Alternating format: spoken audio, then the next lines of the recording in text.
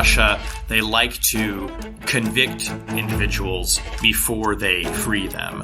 So certainly, as journalists, we were watching her case, but when they were both convicted, Alsu and Evan, that was a signal, I think, that, okay, something may be about to break here. It's the Lawfare podcast. I'm Benjamin Wittes, editor-in-chief of Lawfare, with Shane Harris of The Washington Post and Eugenia Lostri of Lawfare. I do think that Russia needed to come up with more people that it was going to get back, so it didn't just look like trading Krasikov for these really high-value folks. But I do think at the end it's possible that Putin really just wanted the murderer. We're talking today, of course, about the giant prisoner swap. 16 people freed by the Russians and a bunch sent back to Russia. It's a heck of a story. All right, Shane, I want to start with how this happened. Nobody was expecting a giant prisoner exchange. Evan Gershkovich had only very recently been convicted, and there was some talk of would he be exchanged for a Russian in German custody for a murder in Berlin, but I did not hear anybody talking about a multi-country, multi-person exchange of political dissidents and spies and cyber criminals, all in, of all places, Ankara. So, how the heck did this come to be? Well, I can tell you the long version or the short version. Essentially what happened here is I would go back to, as a good starting point, this past February, when you will recall that as world leaders were gathering at the Munich Security Conference came this very shocking news that Alexei Navalny, the leading Russian pro-democracy advocate and biggest antagonist of Vladimir Putin, had died suddenly in a Russian penal colony. What we did not know at that time was that the United States and Germany were in the midst of a prisoner swap that would have actually gotten Navalny freed in exchange for this notorious, you alluded to him, I think, that in your question, this murderer, this guy named Vadim Krasikov.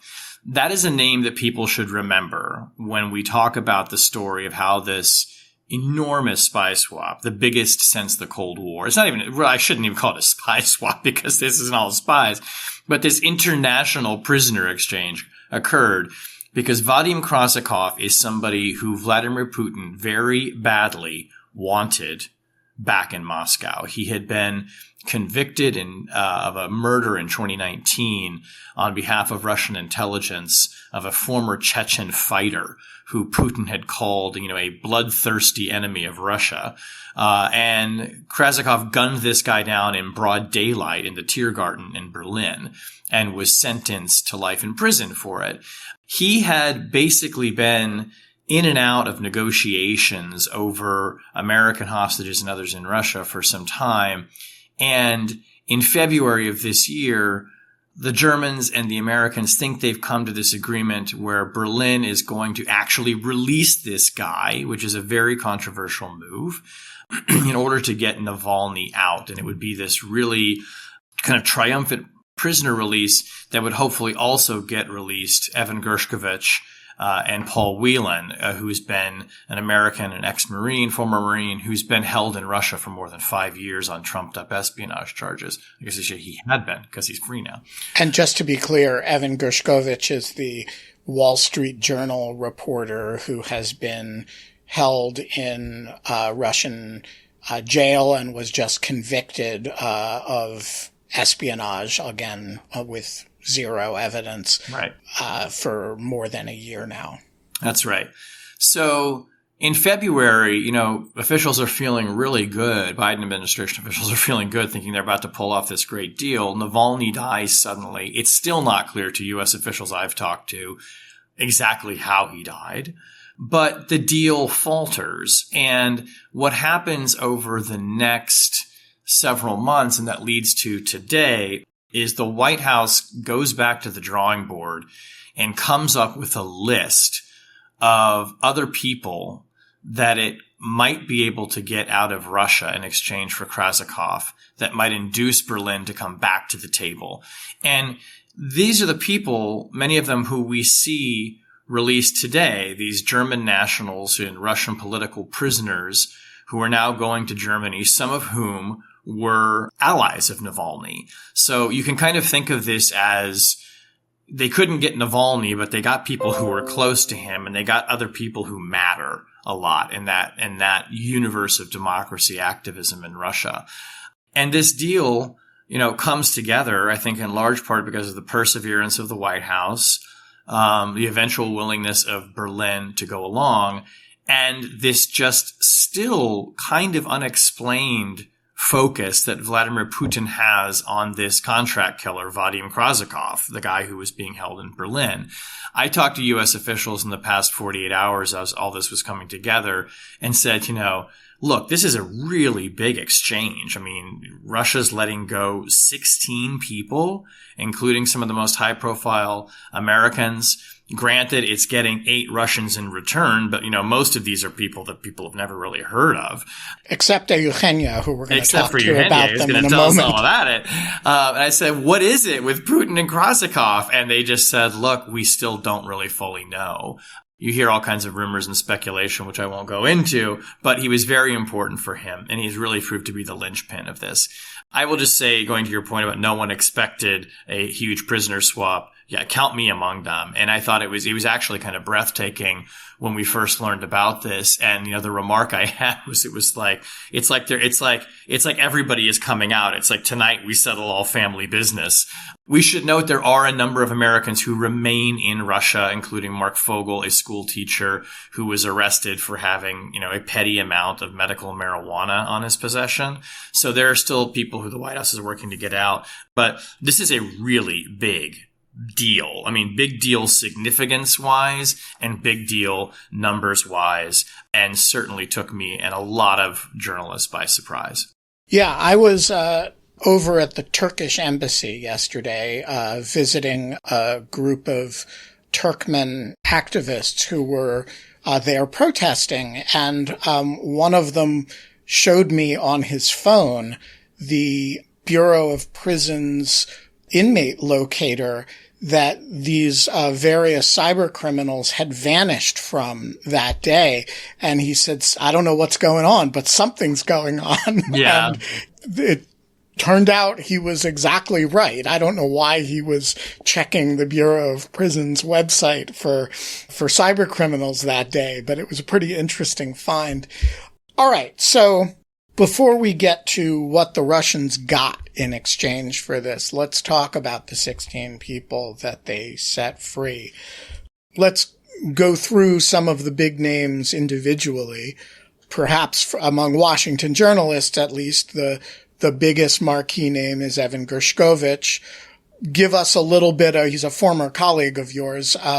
Give us a little bit of background on Evan's situation. Yeah, so Evan is a reporter for the Wall Street Journal, and he was arrested last year, more than a year ago, but in 2023, while he was out reporting in the city of Yekaterinburg, which is pretty far from Moscow. And the Russians essentially accused him of spying. They said that he was gathering information about Russian military installations and argued that he was passing it on to the Americans, which, of course, he and his employer deny. And anyone who's ever been a reporter knows that you don't pass things back to the American government. So it was a ridiculous charge. But I remember the day that Evan was arrested, and it sent a chill through me. I mean, my first question was, my God, what was he doing out there? Because he was kind of far from Moscow. But it was really stunning because, if a reporter for a major global news organization like the Wall Street Journal can be arrested and, accused of espionage than any reporter can be. And, you can't just presume as a journalist that because you're working for a really high profile organization that you have protection. And, we began to immediately, me and other colleagues here and elsewhere, worry not just about Evan, but about other Americans who might be in Russia. So he really became, I think, probably the most well-known, I would think, of the hostages who were there right now. And there was a really big social media campaign that journalists started of, hashtag free Evan, hashtag I stand with Evan. I had a button on my backpack. I would, get asked about it in airports. I mean, there were all kinds of ways that we raised awareness for that. So, important to note that he has not been there the longest of the people who were released, but I think was probably the most prominent. And certainly the Wall Street Journal has dedicated, an enormous amount of resources to their credit of working to get him back and keeping his case in the public. But he was not the only journalist among the group. So Vladimir Kara-Murza was released, as well as a case involving a Radio Free Europe reporter whose case has gotten almost no attention. Tell us about them. Yeah, so Vladimir Kara-Murza, really, I think, among one of the more just trenchant critics, and eloquent critics of Vladimir Putin. He is a contributor to the Washington Post opinions section. He was awarded a Pulitzer Prize this year, which I'm very happy to say he will probably now be able to receive in person at the ceremony, which is great news. Kara-Murza has been someone who has been pretty prominent in American political circles. He was quite close to Senator John McCain. He's been somebody who's been really kind of a fixture in the global, pro-democracy movement of Russia, critics of Putin. Again, somebody who I think that when he was arrested, it was one of those signals that like nobody is safe in Russia. It was kind of a feeling that way with Navalny as well. But somebody who really, had a very high profile reputation. The other journalist for Radio Free Europe, Radio Free Liberty, also Kurmasheva, I will confess to not knowing much at all about, who she is, other than that she has a body of work that is very impressive and has done a lot of work in Russia. You are right that her case has not received much attention. I will note, though, that one way it did get a lot of attention was just a couple of weeks ago, not long after Evan Gershkovich was sentenced for espionage charges.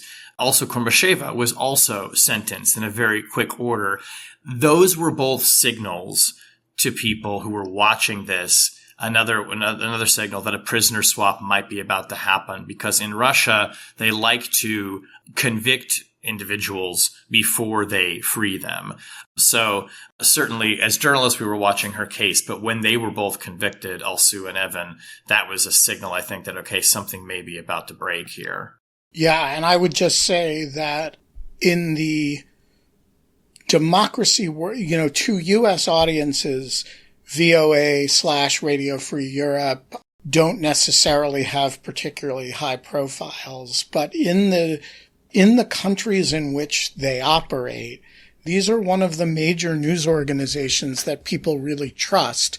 And this was actually a particularly awful case because she went home to visit her mother who was sick and was arrested in the course of that. So it's sort of the most obviously hostage-taking one among them. And I believe it happened, really as Putin needed more leverage. Okay, so those are the sort of big four from an American point of view, but there's also this large group of domestic dissidents, which is like something that I don't think we've seen since the Cold War, which is the sort of the United States negotiating on behalf of political dissidents within Russia. Are these all Navalny people, or is there a more diverse array of them? Well, it's a number of them are Navalny people. I think it's probably more of a diverse array. Most of his closest associates had fled Russia already, but there were heads of 3 of his regional offices who had been imprisoned on extremism charges, and they were part of this group. And you're going to forgive me because my Russian pronunciations are not expert. But Lilia Chanyasheva, who ran the office, one of his offices in Bashkortostan, Vadim Ostanin, who ran a regional office in Baranol, and Ksenia Fadayeva, who led an office in Tomsk. And Fadayeva was actually with Navalny in August 2020, helping him make a film in the hours before he was poisoned with a nerve agent by Russian operatives. So, these are people who were pretty prominent and close to Navalny, and I think kind of go to this idea that was important for getting the Germans on board because they were really interested in getting Navalny. I mean, trading Navalny for this assassin, Krasikov, was something that Berlin got round to doing. Well, with Navalny gone, maybe you can get these other three really important people, and that ultimately helped a lot. We also know that included in this deal is Ilya Yashin, who's a longtime political opposition leader and a friend of Navalny's since they were younger and part of a progressive political party in the early 2000s. So that gives you kind of a sense of the flavor for some of these people. There were others in here as well. I'll note, too, an interesting case because it was in the news recently. There's a man named Rico Krieger, who was an aid worker who had been arrested in Belarus. And sentenced to death. For allegedly operating as a Ukrainian intelligence operative. He was sentenced to death in a move that I think a lot of people now read as Vladimir Putin's good friend, Lukashenko, the other dictator, the one running Belarus, as a way to put pressure on Germany. Rico Krieger is a German. And there was this very obviously staged, tearful confession that Krieger made, and it was aired on Belarusian television, him inside of a prison cell and handcuffed, confessing to everything he did for Ukraine. It was obviously nonsense. He was forced to do it. But when Lukashenko just the other day suddenly pardoned Rico Krieger, that was another one of these signals. It was like that should have been a up. signal. Yeah, telling you something's afoot here. And that's when we started making calls about Krieger and figured out that, eventually that he was in this mix too of these people who, he of course was flown to Russia before he was flown to Turkey and then will go back to Germany. But it was effectively a Russian prisoner. You could think of him that way. All right. So let's talk about who the Russians got in return. And let's work our way down from, savage murderers. We get the guy who shoots the Chechen fighter in the Tear Garden. He's the prize guy, right? But then there are, before we go down to the lower tier, the Estonians released somebody who was accused of espionage, and the Slovenians released people accused of espionage. This seems like a traditional spy swap. We nail some spies, or our allies nail some spies. They arrest some U.S. hostages.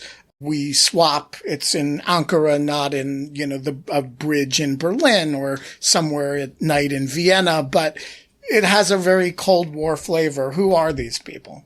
Yeah, it does. And it's important to keep that in mind, too, because usually when we talk about these swaps, it's spies for spies. But now it's, spies for aid workers, for, journalists. So we're still learning some of these details. Interestingly, the people released from Slovenia, they're a couple, and there are some indications that their children went with them because there are two more people on the roster for who landed in Ankara that were not accounted for, and we think it might be their kids. So it's kind of like reminiscent of the Americans or something. But this was this couple who was released, and they had been imprisoned on espionage charges. Now, remember, when we're talking about people in these other countries convicted of espionage, we're talking about people who went through, what we would recognize as criminal trials for espionage. Right, not Slovenia, real legal system. Yes. Member of the EU, member of NATO, Yeah.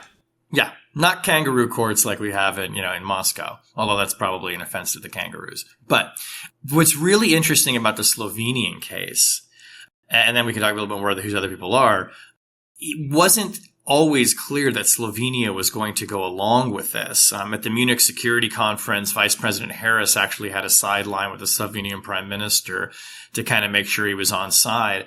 And what we've only learned in recent days is that as recently as July 21st, we're talking 2 weeks ago, at the point where the Biden administration thought the deal was done, there were some signs that maybe Slovenia was going a little wobbly.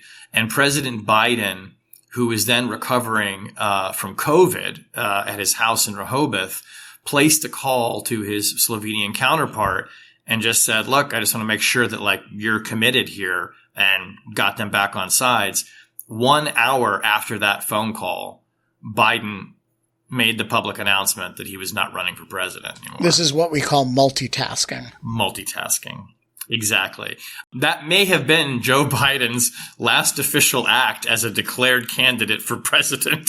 But that gives you a sense, I think, of the way that U.S. officials had to engage at very high levels. I mean, we've talked about, the efforts to get Krasikov out of Berlin. That was something that, Biden and Olaf Scholz discussed personally. And finally, Scholz came around to this and basically, as we're told, said to the president, for you, I will do this. Similar to the case with Poland, with Norway, it's not entirely clear to me if these are names that the U.S. came up with or the Russians kind of signaled that they wanted. But these are individuals who fit that traditional mold of what you would think of as a quote unquote spy swap. And then, I'm sure Eugenia will talk about the 3 that are coming out of the U.S., but these are obviously individuals who were convicted of various cyber crimes, bad people who did things and were serving real time, but were deemed, I think, sufficient for the deal to induce Russia. And I just want to emphasize here, because when we think of, Russians operatives in the United States, we have this, we're kind of conditioned by things like the Americans and these cases that the illegals case that the Americans were based on. There's something faintly comic about it. There is nothing comic about Russian operations in Europe. The Berlin case is an example. They murder people, right? The killings or the poisonings in England, right? I mean, these are very aggressive, active operations that often involve lethal force of one sort or another. And there's just a very qualitatively different degree of aggressiveness with which the Russians will behave in the United States for all kinds of reasons than what they will do in Europe, which they think of as their backyard. All right, that brings us to the lower echelon of the totem pole. Eugenia, I confess that when I heard that there was a big trade in the works and the news kind of trickled out yesterday that this was happening, I was not expecting this to be a cybersecurity story. And yet I was not prepared for this to be a cybersecurity story. I woke up today and I was not anticipating having to do much. I'm going to be on the Lawfare podcast talking about Russian prisoner swaps. There's a bunch of cyber criminals that they included on the list. And my question is, why is this and who are they? So we have 3 out of the 8 prisoners going back to Russia who are, I would qualify them as cyber criminals, but, maybe more tech related. Not all 3 of them are hackers, just to make sure that we have that distinction in mind. And as Shane mentioned before, all 3 of them are coincidentally the ones that are coming back from the US instead of from the allied partners. So the first one, and I'm just going to go in order of how long they've been in the US. So first we have, and you'll have to forgive my pronunciation of Russian, which is non-existent. It's okay. You're very good about forgiving our Argentinian Spanish pronunciation. That is true. So, feel free to jump in and correct the pronunciation. So first we have Roman Selesnev. So he's been in the US since 2014. He was extradited from the Maldives, which is kind of interesting. There's an interesting backstory there because The Maldives were supposed to be kind of a safe haven for Russian criminals who would go vacation there. And it was only through apparently a secret agreement between the US government and the Maldives that they were able to get him back in 2014. And he was convicted in the US in 2016 for orchestrating a cyber attack on a bunch of American businesses. So basically, he was infiltrating point-of-sale systems. He was stealing credit card information, selling that on the dark web. And that led to a loss of $169 million for financial institutions. And for that, he was convicted for 14 years. And some months later, in 2017, he pled guilty to 2 other cases. One for being involved in a racketeering operation in Nevada, and then a conspiracy to commit bank fraud in Georgia. And for that, he was convicted for 27 years, which I believe remains a record conviction for a hacker. So he's, in the world of cyber criminals in U.S. custody, he's a big deal.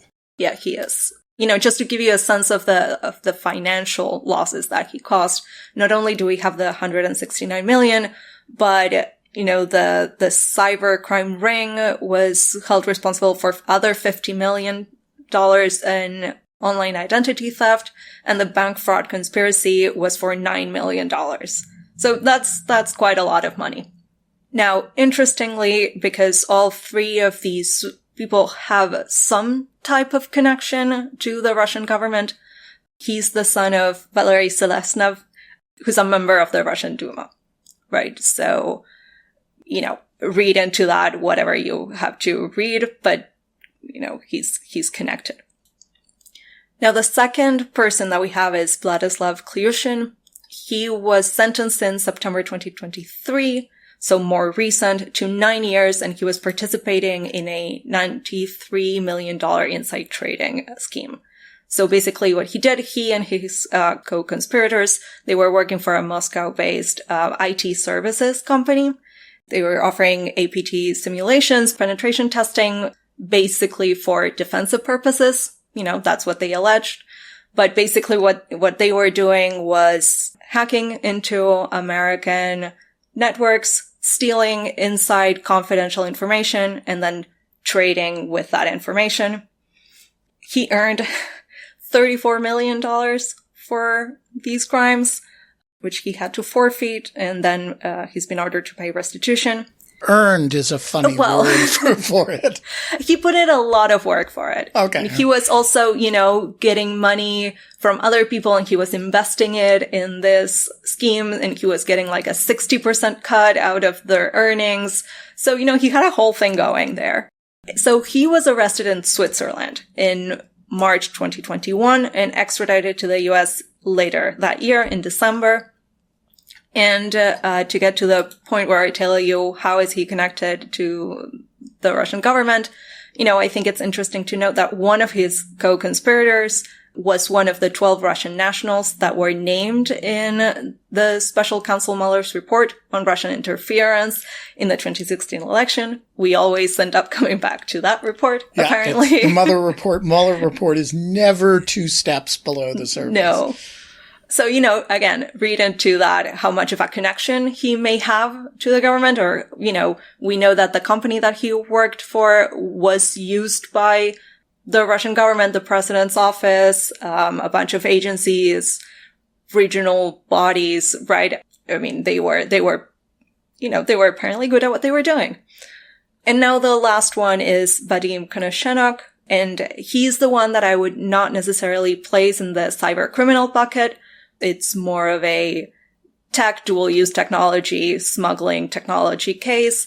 But the case was being handled by the U.S. Attorney's Office, National Security and Cybercrime Section, so I'm still going to talk about him.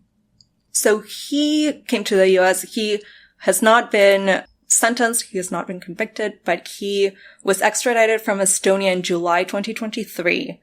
And he's involved with conspiracy for his involvement in a scheme to smuggle sensitive, and here I'm quoting from DOJ, sensitive American-made electronics and ammunition to the Russian defense sector through a Moscow-based company the companies that he's involved with, they were sanctioned in early 2022 by OFAC and the BIS because of their role in the invasion of Ukraine. So there is grounds there to believe that the smuggling of technology that he was a part of was contributing to Russia's invasion of Ukraine. Some of the technology could be used in the development of nuclear and hypersonic weapons, quantum computing, other military applications. And I think important to note, if he had been convicted, he would have faced a maximum of 30 years in prison. So that gives you, I think, a sense of, how important he was. I totally get why this last guy is of interest to Putin in the context of a prisoner exchange. But it seems to me the inclusion of the granted high-value cyber criminals is a little mysterious. And I want to ask you about both of you about three possible theories. One is Eugenia's suggestion that the individuals have a certain protectia, to use the Russian phrase, because they are the son of a Duma member or because they're, kind of involved with the power elites. The second is that, hey, we just don't have a lot of high-value Russians anymore in our custody. And so the Russians are kind of working their way down the food chain, and these are the sort of highest value Russians that we're holding. And the third, which I'm tempted by, honestly, is the fact that cybercrime is sufficiently important to the Russian state that this is kind of the equivalent of, more direct espionage activity during the Cold War, and that these guys really matter to them. So, Eugenia, why, and then Shane, why do you think Vladimir Putin cares about these people? So I don't have a clear answer as to why these people made the cut and why others didn't. Maybe it is, because there is some sort of, protection, there is some sort of interest domestically that is, pushing for, okay, if you need someone that maybe it's not as important, but you can still get another name, maybe that's a name that you can get. From the cyber side, I want to say the US government has been making a point for some time about how they view these indictments and bringing these charges forward as a real way to disrupt a lot of the malicious activity, right? Like, they've made a point. You see in many of the press releases, the way that they're framing it, they're talking about this being a message, this being, you're going to do it and eventually we're going to get you, right? And, I may be naive. I don't know. Like, that might just be the way that you want to frame it. But I think if you give up some of the people that have taken longer and maybe provide a higher value hacking power, you are kind of undermining yourself. And I wonder if that has any bearance at all in what names made it to the list or not. Shane, what do you think? I don't know for sure, but I'll propose a fourth option, which is based to some degree in some reporting that some colleagues have been doing here, which is that Putin didn't care about any of these other 7 people. He only wanted Krasikov. And because the Americans had come up with... Wait, just pause there. Putin only cared about the murderer. Yes. Go on. Indeed. Whom he is called a patriot. That he only wanted Krasikov, and that the Americans and the Germans came up with this list of these additional, activists and democracy activists who were friends of Navalny, co-workers of Navalny, to kind of get Berlin on board. And so the American list was growing, and the Russians didn't want to make it look like they were giving up 16 people for one guy. And so they need to come up with some other names. And these are the names that are doable. One reason I'm a little hesitant on saying that's the reason is because, some countries were kind of balky at this. The Slovenians didn't quite want to go on it. So it's not like these guys are insignificant. And Eugenia has done a really good job of, talking about why they are significant people. So I don't mean to make it look like they're just kind of thrown in as a nothing. But I do think that Russia needed to come up with more people that it was going to get back. So it didn't just look like trading Krasikov for these really high value folks. But I do think at the end, it's possible that Putin really just wanted the murderer. And other forces in Russia probably came up with a list of like, all right, well, while we're at it, who else can we get? Right, let's get some cyber criminals too. Well, and to your point there too, Ben, I mean, there is a point at which the Russian state and cybercrime are interlinked. So if you're coming up, you got to find some names. All right, well, let's find some legit people that would be ones that we would want to get back. And I suspect maybe even in the case of, I don't know this for a fact, but of, the couple that were in Slovenia who were married, maybe there's a sense of like, well, I don't know, there's like a humanitarian gesture here. They're married with kids. Let's get them home. All right. So let's talk a little bit about how this went down. When we think of centers for prisoner exchanges, I honestly don't think of Ankara. How did the Turks get involved? Well, that's a good question.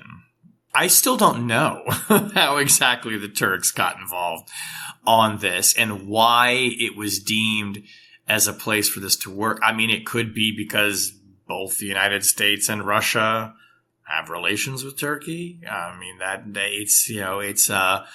it's certainly not what you think of when you think of as like a neutral arbiter. Yeah, it's a NATO country. Yeah, I mean, like they didn't like go to Oman or like Switzerland or something. So I don't really know is the answer to that. What I do know from reporting is they played a pretty significant role in this. Notably, and if you want to get into the weeds of journalistic practice, you will notice that a number of news organizations, including the Washington Post, when they alerted readers to this swap, cited Turkish officials as the source of that. The big reason for that being, and it's no secret at this point, but a number of news organizations were operating under an embargo, which means that we were privy to certain details of this very sensitive swap on the agreement that we not publish anything until everyone was out of harm's way. And there were some news organizations that did not follow that request from the U.S. government. So when this was happening and the Turkish officials came out and said, hey, this is happening, it's like, well, okay, now you have a whole government involved saying we're doing this, we facilitated it. Turkey, took a little bit of a victory lap in some of these statements. Their intelligence service coming out saying we've been very involved in this and we were key to this. So, it makes them look good, I suppose. Are they overstating their role?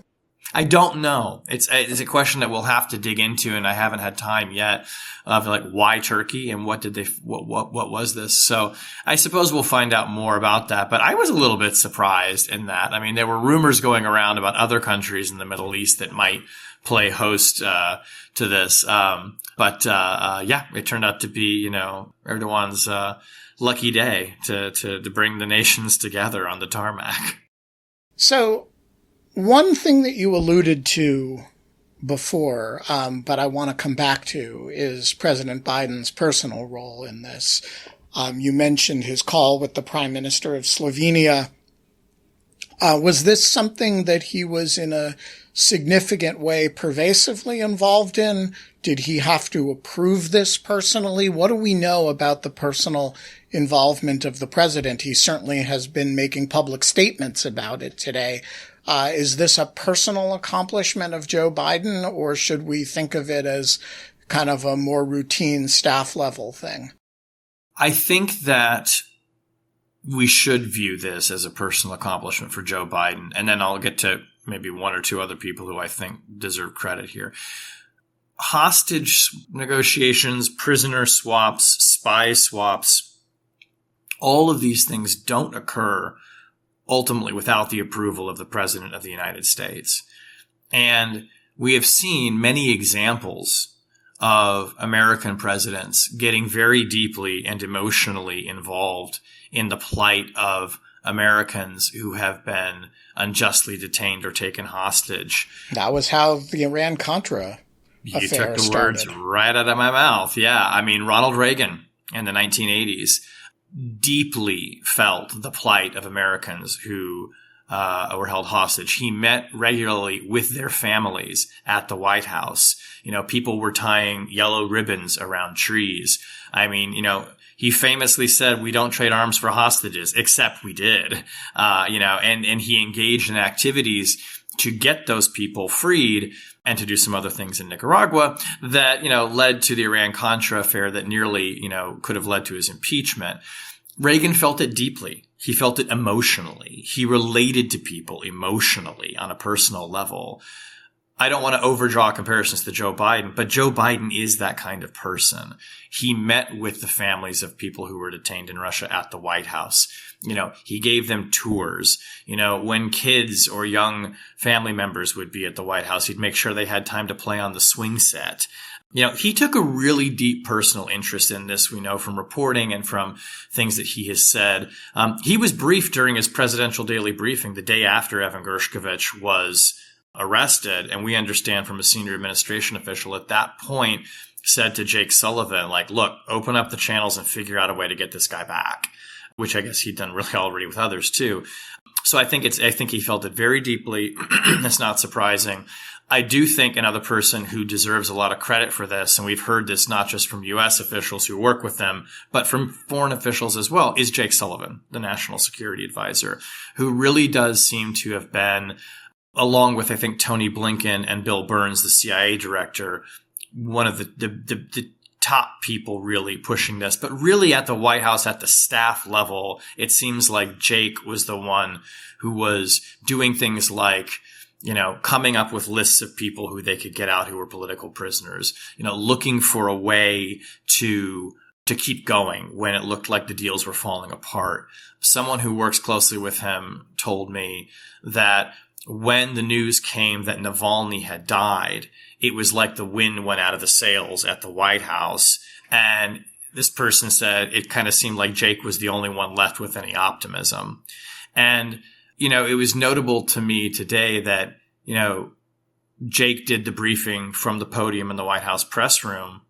And, he started choking up in that briefing. And I don't think that's performative. He's not a performative person. I think he really became invested in this. He spent the last 48 hours, we're told, before the prisoners came back, on the phone telling their families and saying, and we want you to come to the White House to be with us here. So I think that really that's pretty significant work by him. Tony Blinken worked this very hard with his counterparts in Germany.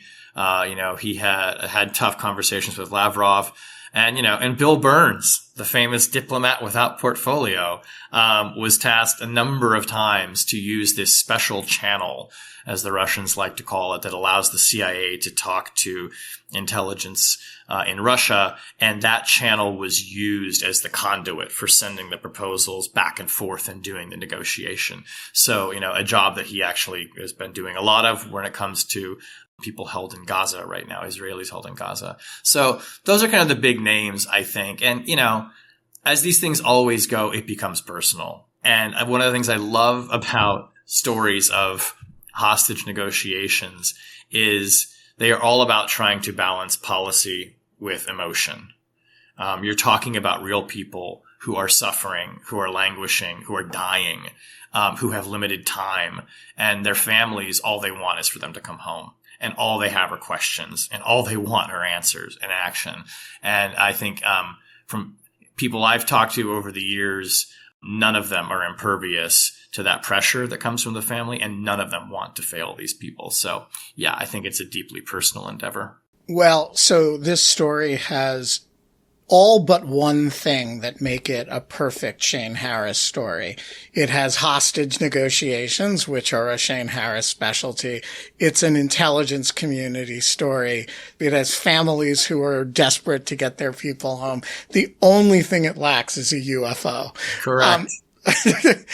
Shane Harris, Eugenia Lustri, thank you both for joining us today. Thanks, Ben. The Lawfare podcast is produced in cooperation with the Brookings Institution.